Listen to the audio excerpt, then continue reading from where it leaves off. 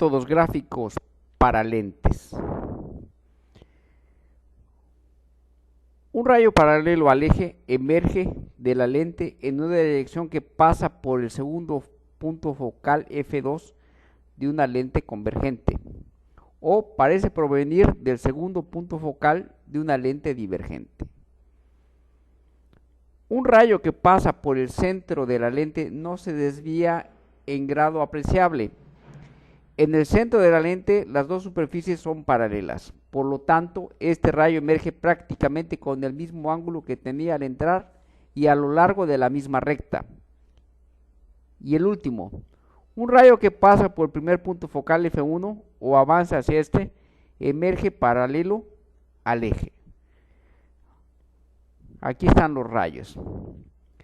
El rayo que viene paralelo al eje óptico, al entrar a la lente convergente, va a irse hacia el foco. El rayo que se dirige hacia el vértice simplemente va a pasar en línea recta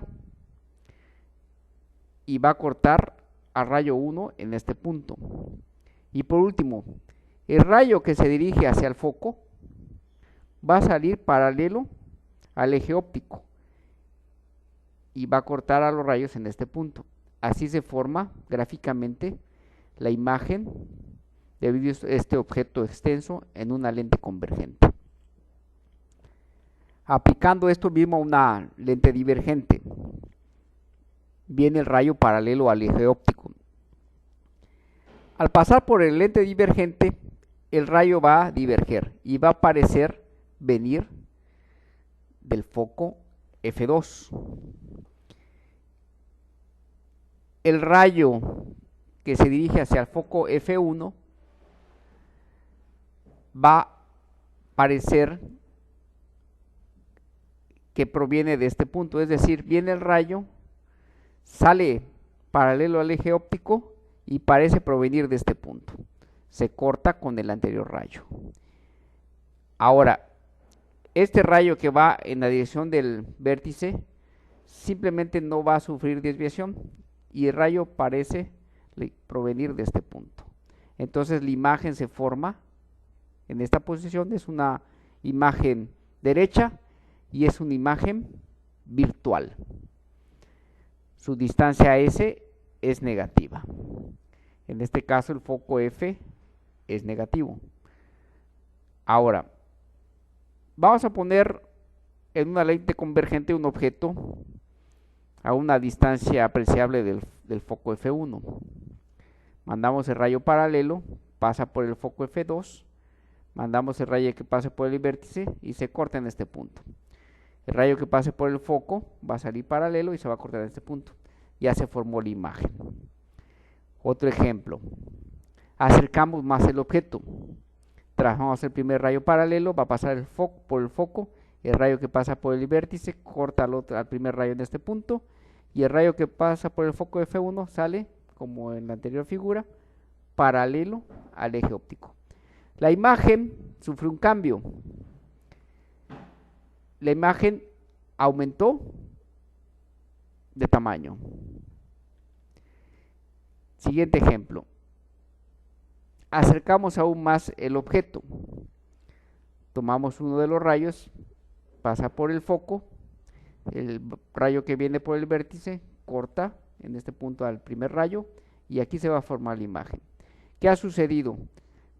Al acercar más al objeto, la imagen aumentó aún más su tamaño y se alejó del foco 2. Esta distancia entonces, conforme acercan el objeto, se va alejando y va aumentando su tamaño. ¿Qué pasa si el objeto está en el foco, el objeto extenso? En este caso, el rayo 1 paralelo al eje óptico va hacia el foco F2 y el rayo que viene dirigido hacia el vértice, pues no sufre cambio. Son paralelos, es decir, esta imagen no se puede formar. Cuando entonces estamos es una manera de localizar el foco de una lente convergente. Cuando no obtenemos imagen, es que el objeto está colocado en el foco. Ahora, ¿qué pasa si el objeto está entre el foco y el vértice? En ese caso, este rayo viene por el vértice. Y el rayo que sale paralelo al eje óptico se va hacia el foco F2. Parece provenir de este punto. Entonces la imagen es una imagen virtual y es una imagen derecha y se forma del otro lado de la lente, es decir, esta distancia imagen es negativa.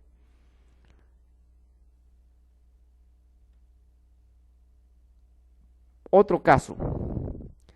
Ahora vamos a tener que aquí hay otra lente convergente y está un objeto más atrás. Entonces vienen los rayos provenientes de ese objeto, pasan por la lente convergente, el rayo R3 que pasa por el foco va a salir paralelo al eje óptico. Este rayo paralelo va a irse hacia el foco y el rayo que viene por el vértice corta los rayos en este punto. Se forma esta imagen. Pero esta imagen parece provenir de un objeto virtual O. Este objeto virtual tiene distancia S negativa. Esta imagen entonces es un objeto virtual y genera esta imagen entre la lente delgada y el foco F2.